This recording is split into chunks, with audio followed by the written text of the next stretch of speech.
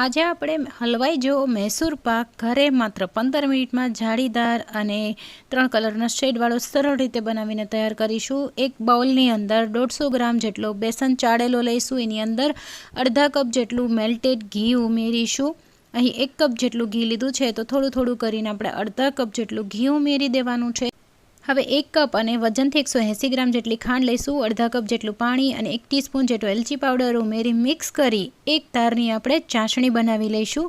અહીં આ રીતે એક તાર બનવાની શરૂઆત થાય એટલે ઘી અને બેસનવાળું મિશ્રણ આની અંદર ઉમેરી દઈશું અને સતત આપણે આને મીડિયમ ફ્લેમ પર એકદમ સ્પીડથી મિક્સ કરતા જઈશું। હવે વચ્ચે વચ્ચે આપણે જે મેલ્ટેડ ઘી અડધા કપ જેટલું બાકીનું બચેલું છે એ ઉમેરતા જઈશું। આ રીતે મિક્સ કરતા જઈશું સ્પીડથી અને બધું જ ઘી મેં અહીં ઉમેરી દીધું। હવે આ રીતે સતત મિક્સ કરતા રહીશું એટલે આપણું બધું જ ઘી અબ્ઝોર્બ કરી અને લોટ એકદમ સરસ ફૂલી જશે।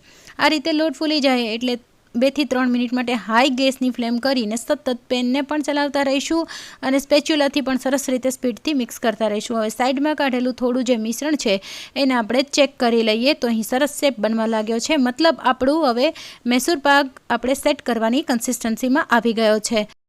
તો હવે આપણે એક ટીનની અંદર બટર પેપર રાખેલું છે, એની અંદર આપણે મૈસૂર પાકને ઉમેરી અને સરસ રીતે સેટ કરી લઈશું। ઉપરથી એને સેટ નહીં કરીએ અને તો જાળી આપણી નહીં દેખાય। એની ઉપર આપણે થોડો પિસ્તાનો પાવડર સ્પ્રિંકલ કરી દઈશું ને 15 મિનિટ માટે આને રેસ્ટ આપીશું।